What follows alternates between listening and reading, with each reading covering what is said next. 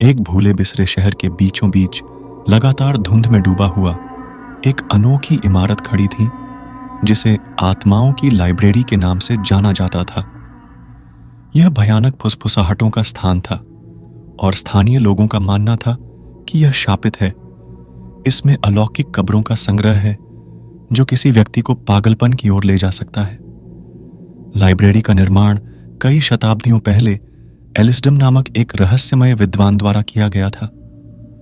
कहा जाता है कि उसने निषिद्ध ज्ञान प्राप्त करने के लिए अलौकिक संस्थाओं के साथ काले समझौते किए थे, और यह अफवाह थी कि उसकी आत्मा अभी भी पुस्तकालय के भीतर रहती है, जो उसके रहस्यों की रक्षा करती है। एक चांदनी रात में साहसी साधकों का एक समूह पुस्तकालय की भयावह प्रतिष्ठा से आकर्षित होकर इसके भव्य प्रवेश द्वार पर एकत्र हुआ। जैसे ही विशाल दरवाजों को धक्का देकर खोला गया, अंधेरे में डूबा हुआ एक विशाल कक्ष दिखाई देने लगा। कक्ष से फड़फड़ाते हुए कबूतरों का एक समूह बाहर की ओर उड़ा मंद रोशनी वाली लालटेन की रोशनी संकीर्ण गलियारों में फैली हुई थी, जो अलमारियों में भरी प्राचीन कब्रों पर भयानक नाचती हुई छाया डाल रही थी।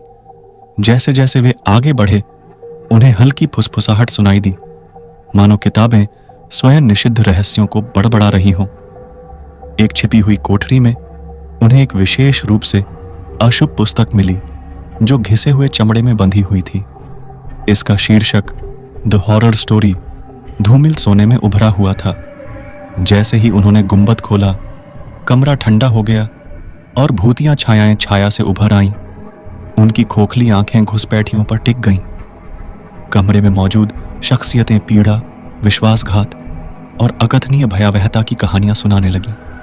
जैसे जैसे कहानियां उनकी चेतना में समाती गईं, साधकों का दिमाग घूमता गया और उन्हें अंधकार में डुबाने का खतरा पैदा हो गया। भागने की बेताब कोशिश में समूह ने ग्रिमोयर के भीतर पाए गए एक मंत्र का पाठ किया, लेकिन जैसे ही उन्होंने ये शब्द बोले, कमरा जोर से हिल गया और आकृतियों ने साधकों पर अपनी द्वेषपूर्ण निगाहें घुमा दीं और अलौकिक हाथों से उनकी ओर बढ़ गईं। साधक भाग गए, लेकिन पुस्तकालय का आकार बदल गया। इसका लेआउट एक भूल भुलैया की तरह बदल गया, जिससे वे अंदर फंस गए। जब वे बाहर निकलने का प्रयास करने लगे तो हताशा घर कर गई। परछाइयां उनके चारों ओर बंद हो गईं। अपने अंतिम क्षणों में उन्हें समझ आया कि पुस्तकालय केवल ज्ञान का भंडार नहीं था, यह उन लोगों की आत्माओं के लिए एक जेल थी जिन्होंने इसके रहस्यों को खोजने का साहस किया। उनका जीवन रहस्यमय विद्वान एलिसडम के साथ हमेशा के लिए जुड़ा हुआ था, क्योंकि वे अंधेरे की कब्रों की रक्षा करने वाली शापित आत्माओं की सेना में शामिल हो गए थे। पुस्तकालय एक रहस्यमय, अपवित्र अभयारण्य बना रहा, एक ऐसा स्थान जहां निषिद्ध ज्ञान की कीमत इतनी अधिक थी कि कोई भी साधक इसे सहन नहीं कर सकता था। इसके रहस्यों को बंद कर दिया गया था और अगली जिज्ञासु आत्माओं की प्रतीक्षा की जा रही थी, जो इसकी दहलीज को पार करने का साहस करती थी।